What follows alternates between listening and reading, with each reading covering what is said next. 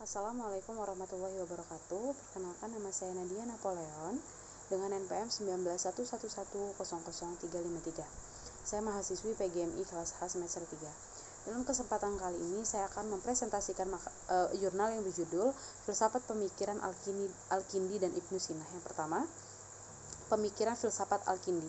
Bangunan pemikiran filsafat Al-Kindi merupakan refleksi doktrin-doktrin yang diperolehnya dari sumber-sumber Yunani klasik dan warisan Neoplatonis yang dipadukan dengan keyakinan agama yang dianutnya. Oleh karena itu, basis pemikiran filsafat yang mendasari keseluruhan pemikiran Al-Kindi ditemukan dalam risalah. Dalam risalah tersebut, Al-Kindi melakukan peringkasan atas definisi-definisi dari literatur Yunani dalam bentuk yang sangat sederhana.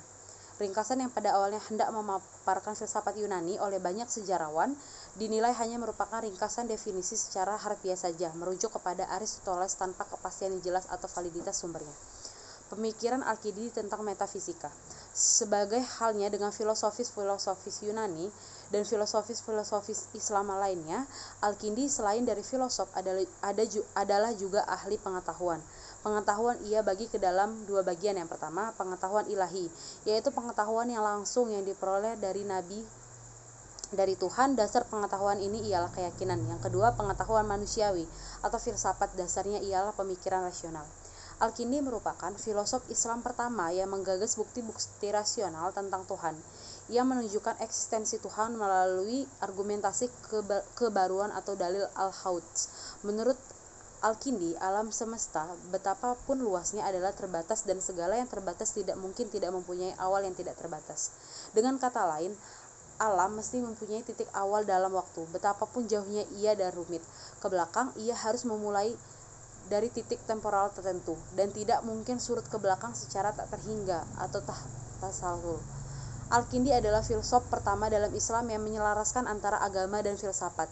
Ia melicinkan jalan bagi Ibnu Sina dan Ibnu Rushd. Ia memberikan dua pandangan berbeda. Pertama, mengikuti jalur ahli logika dan memfilsafatkan agama. Kedua, memandang agama sebagai sebuah ilmu ilahiyah dan menempatkannya di atas. Kemudian ada pemikiran dan falsafah Ibnu Sina.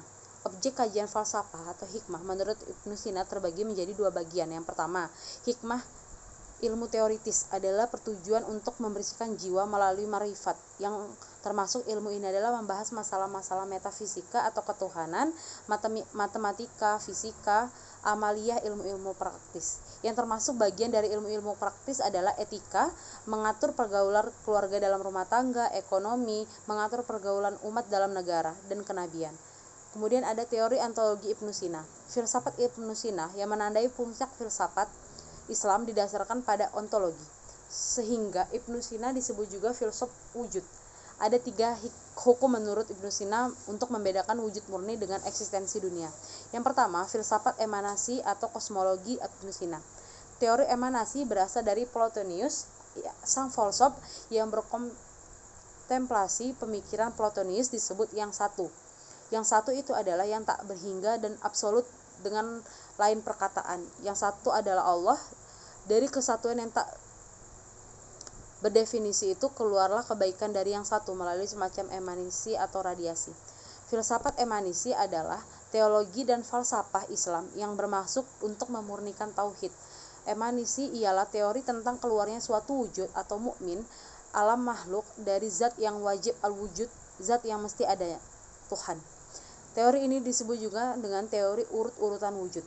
Baiklah, demikianlah dapat saya sampaikan. Apabila ada kesalahan saya mohon maaf, kepada Allah saya mohon ampun. Akhir kata dengan mengharap ridho Allah. Billahi taufiq wal hidayah. Wassalamualaikum warahmatullahi wabarakatuh.